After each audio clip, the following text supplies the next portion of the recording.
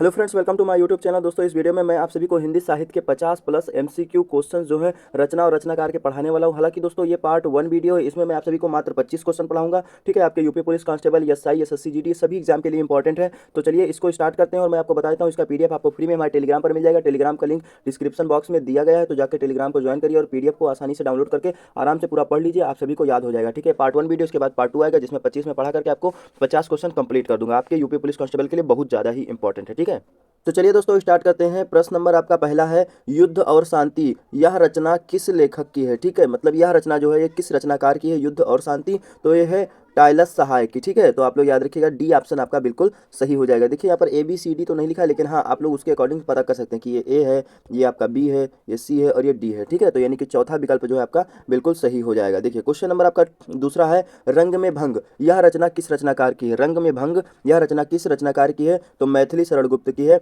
बहुत इंपॉर्टेंट है आप सभी के लिए। मैथिली शरण गुप्त की एक रचना है जिसका नाम है भारत भारती। क्या नाम है दोस्तों? भारत भारती। यह रचना इनके लिए बहुत प्रसिद्ध है और इस रचना को अंग्रेजों द्वारा जब्त कर लिया गया था। ठीक है, इनको राष्ट्रकवि की उपाधि भी दी गई है, तो आप लोग याद रखिएगा मैथिली शरण गुप्त से।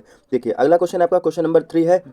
क्वेश्चन नंबर 3 आपका, बुद्ध चरित के रचनाकार कौन है। बुद्ध चरित के रचनाकार कौन है? ठीक है, तो रामचंद्र शुक्ल जो है बुद्ध चरित के रचनाकार हैं। ठीक है, तो बी विकल्प आपका बिल्कुल सही हो जाएगा। यहाँ पर विकल्प के ऑप्शन नहीं दिए गए हैं, ठीक है, पॉइंट रखा हुआ है, लेकिन फिर भी आप समझ सकते हैं, इतने तो जानकार होंगे ही। देखिए क्वेश्चन नंबर आपका 4 है, यशोधरा काव्य ये किसकी रचना है। यशोधरा काव्य जो है ये किसकी रचना है, ये बहुत इंपॉर्टेंट है आप सभी के लिए। ये भी मैथिली शरण गुप्त की ही है। ठीक है, सी ऑप्शन बिल्कुल सही हो जाएगा। नेक्स्ट क्वेश्चन के बढ़ते, क्वेश्चन नंबर आपका 5वां है, गीतांजलि।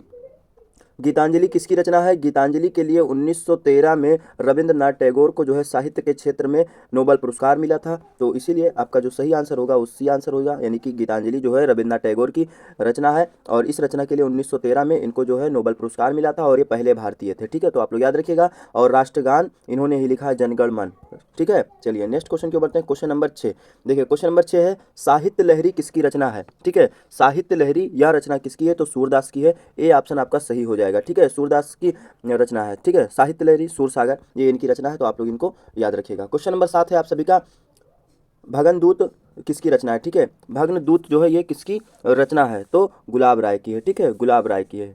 चलिए अगले क्वेश्चन को बढ़ते हैं। क्वेश्चन नंबर 8 है आप सभी का, साहित्य दर्पण यह रचना जो है किस रचनाकार की है। ठीक है, तो यह रचना किस रचनाकार की है, तो विश्वनाथ की है। ठीक है, तो आपका सी ऑप्शन बिल्कुल सही हो जाएगा। दोस्तों सारे क्वेश्चन बहुत इंपॉर्टेंट है आप सभी के लिए। ठीक है, आपके एग्जाम के लिए, तो अच्छे से इनको पढ़िए। देखिए आल्हा खंड यह किसकी रचना है, तो आल्हा खंड किसने लिखा था, तो आप सभी को इसका आंसर याद रखना होगा, जगनिक होंगे, क्योंकि ये क्वेश्चन आपका कई जगह पूछ लिया जाता है। ठीक है, और ये जो है आदिकाल के कवि थे और आदिकाल की रचना है आल्हा खंड, तो ये आप लोग याद रखिए। क्वेश्चन नंबर आपका 10वां है, भारत दुर्दशा ये किसकी रचना है, तो भारतेंदु हरीशचंद्र की रचना है। और भारतेंदु हरीशचंद्र से जितनी भी रचनाएं हैं आप लोग सभी याद रखिएगा। ठीक है, प्रेम प्रलाप, प्रेम फुलवारी, प्रेम माधुरी, ये सब भारतेंदु हरीशचंद्र की रचना है और उसमें से भारत दुर्दशा भी जो है इन्हीं की रचना है, तो आप लोग याद रखिएगा। अगले क्वेश्चन की ओर बढ़ते हैं। क्वेश्चन नंबर आपका 11, ये भी क्वेश्चन बहुत इंपॉर्टेंट है।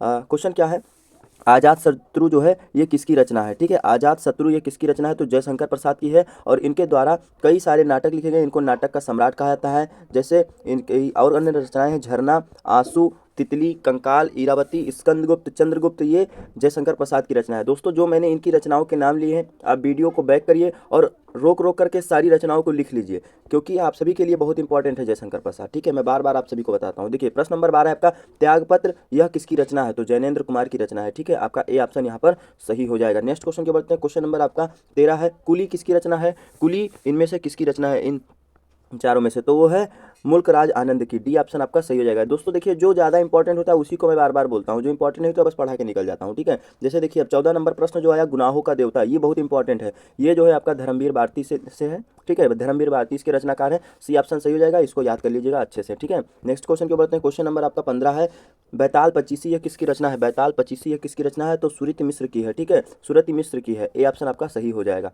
अगले क्वेश्चन की ओर बढ़ते हैं। क्वेश्चन नंबर आपका 16 है। देखिए दोस्तों मैं आप सभी को 25 क्वेश्चन ही पढ़ाने वाला हूँ, जैसा कि मैंने आप सभी को बताया, लेकिन आप लोग एक चीज़ नोटिस करिएगा कि 25 क्वेश्चन को पढ़ाने में मैंने 10 मिनट से कम का समय लिया है, और आप इसी चीज़ को पढ़ने जाएंगे कहीं तो लगभग आपका 30 मिनट या फिर 40 मिनट भी लग जाता है। तो आपको अगर अच्छा लग रहा है कंटेंट, आपको लग रहा है कि मेरा समय मैं बचा रहा हूँ, तो यार मेरा भी हेल्प कर दीजिए। चैनल को सब्सक्राइब करिए और शेयर करिए उसको जो पढ़ना चाहता है, ठीक है। देखिए प्रश्न नंबर आपका 16 है, चिंतामणि यह किसकी रचना है, ठीक है। चिंतामणि यह किसकी रचना है, तो यह रचना जो है दोस्तों आपका है रामचंद्र शुक्ल की, ठीक है। ए ऑप्शन डी ऑप्शन आपका सही हो जाएगा, ठीक है। डी ऑप्शन आपका सही हो जाएगा, ठीक है। चलिए अगले क्वेश्चन को बढ़ते हैं। क्वेश्चन नंबर आपका 17वां है। देखिए क्वेश्चन नंबर 17 है आपका, रश्मि रथी यह किसकी रचना है, तो रामधारी सिंह दिनकर की। ये बहुत ही इंपॉर्टेंट रचना है दोस्तों, देख लीजिए ये रश्मि रथी। और ये रश्मि रथी में जानते हैं क्या है, इसमें महाभारत का वर्णन किया गया है। और रामधारी सिंह दिनकर की एक प्रमुख रचना है उर्वशी, क्या है उर्वशी। और उर्वशी के लिए इनको जो है ज्ञानपीठ पुरस्कार मिला है, तो आप लोग याद रखिएगा। अगले क्वेश्चन की ओर बढ़ते हैं। क्वेश्चन नंबर 18 है आप सभी का, सप्त सुमन यह किसकी रचना है, सप्त सुमन यह किसकी रचना है, तो ये प्रेमचंद्र की रचना है, ठीक है। प्रेमचंद्र की भी बहुत सारी रचनाएं थी,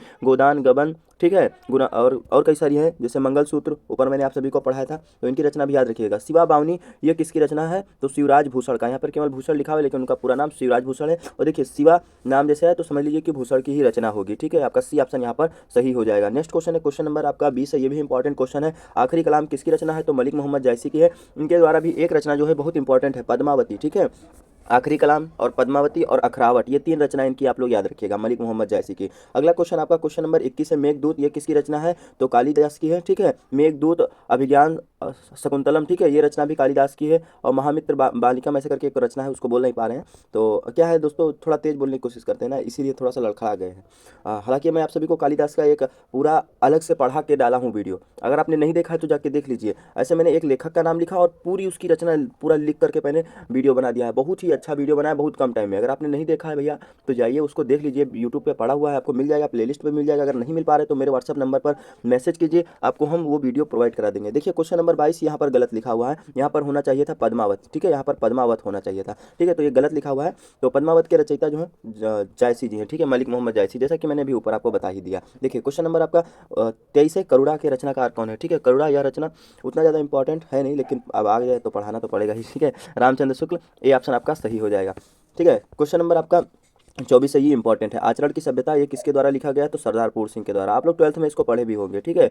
चलिए देखिए नेक्स्ट क्वेश्चन के बढ़ते हैं। क्वेश्चन नंबर आपका 25 है, पृथ्वी कल्प यह किसकी रचना है, पृथ्वी कल्प जो है यह किसकी रचना है, तो आपका गिरजा कुमार माथुर की रचना है। आपका बी ऑप्शन बिल्कुल सही हो जाएगा। दोस्तों मैंने 25 क्वेश्चन आपसे कहा था कि मैं पढ़ाऊंगा और 25 क्वेश्चन कंप्लीट हो गए। इसके बाद नेक्स्ट वीडियो में मैं आप सभी को 25 और पढ़ा दूंगा, जिसमें 50 क्वेश्चन आपके कवर हो जाएंगे। देख सकते हैं दोस्तों क्वेश्चन किस तरीके से मैंने लिख रखा है, ठीक है। ये आप लोग 50 क्वेश्चन देख सकते हैं, तो इसको अगर पढ़ना है तो भाई चैनल को सब्सक्राइब कर लीजिए, तभी नोटिफिकेशन जाएगा, तभी आप पढ़ पाएंगे, ठीक है। तो देख लीजिए किस तरीके से कितनी